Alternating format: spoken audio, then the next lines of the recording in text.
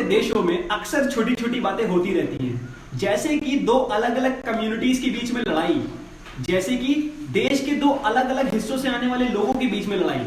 लेकिन अक्सर ये छोटी छोटी बातें इतनी बड़ी हो जाती हैं कि वो आगे चल के देश में बहुत ही खतरनाक दंगों या फिर देश के पार्टीशन की वजह भी बन जाती है।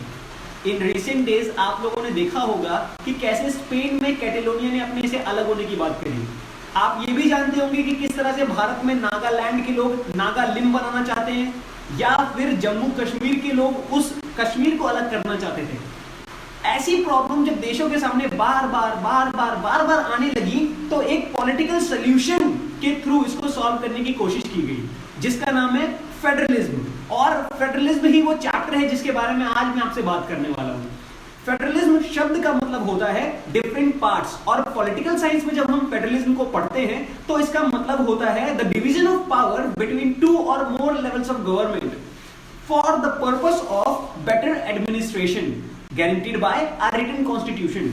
आसान शब्दों में जाने तो फेडरलिज्म का मतलब होता है कि जब किसी देश में एडमिनिस्ट्रेशन को अच्छा करने के लिए शक्तियों अर्थात पावर्स को दो या दो से ज्यादा गवर्नमेंट के लेवल में बांट दिया जाता है, ताकि हर एरिया में हर चीज का अच्छे से ख्याल रखा जा सके। और यही फेडरलिज्म का मेन फंडामेंटल है। फेडरेशन की डेफिनेशन जानने के बाद अब मैं ये चाहता हूं कि अगर आपको दुनिया में किसी भी देश का नाम बता दिया जाए तो आप उसे देख के पहचान जाएं कि वो एक फेडरल कंट्री है या नहीं है। इस चीज को जानने के लिए आपको 7 मेन फीचर पे गौर करना चाहिए।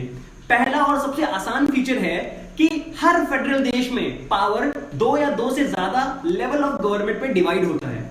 इसका मतलब है जिस तरह भारत में जितने भी शक्तियां हैं वो सेंट्रल गवर्नमेंट, स्टेट गवर्नमेंट और लोकल सेल्फ गवर्नमेंट के बीच में डिवाइड है, तो कोई भी देश अगर फेडरल होगा तो वहां पे ऐसा डिवीजन जरूर होगा, और अगर ऐसा नहीं है तो वो देश एक यूनिटरी गवर्नमेंट वाला देश होगा।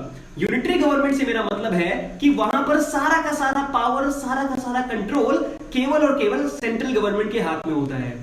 दूसरा फीचर जिसके थ्रू आप जान सकते हैं कि कोई कंट्री फेडरल है या नहीं है, वो ये है कि उस देश में डिवीजन एक रिटन कॉन्स्टिट्यूशन के द्वारा किया गया होगा। इसका मतलब है कि किस गवर्नमेंट के पास कौन सी पावर है वो एक रिटन कॉन्स्टिट्यूशन में अंकित करी गई होगी। इसका तीसरा फीचर ये होता है कि कॉन्स्टिट्यूशन के फंडामेंटल फीचर्स को बदलने के लिए एक गवर्नमेंट के करने से कुछ भी नहीं होगा, उसमें एक या एक से ज्यादा गवर्नमेंट का रोल होना इंपॉर्टेंट है।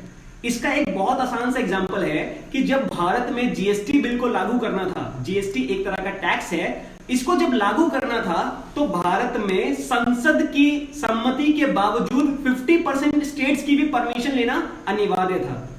चौथा फीचर जिसके थ्रू आप जान सकते हैं कि कोई देश फेडरल है या नहीं है, वो है जब दोनों गवर्नमेंट के बीच में अगर कोई तानातानी हो जाती है, कोई मिसअंडरस्टैंडिंग हो जाती है, तो इसका डिसीजन करने के लिए इंटीग्रेटेड कोर्ट सिस्टम होता है जो कॉन्स्टिट्यूशन को इंटरप्रेट करता है और इन डिस्प्यूट्स को रिजॉल्व करता है। पांचवा पॉइंट है रेवेन्यू से जुड़ा हुआ। अगर एक देश फेडरल है तो उस देश का कॉन्स्टिट्यूशन अलग अलग गवर्नमेंट लेवल को फाइनेंस देने के लिए भी कुछ नियम बनाता है। 6th पॉइंट में हम देखते हैं कि क्या उस देश में संविधान के द्वारा अलग अलग गवर्नमेंट के अलग अलग जुरिस्डिक्शन दिए गए हैं।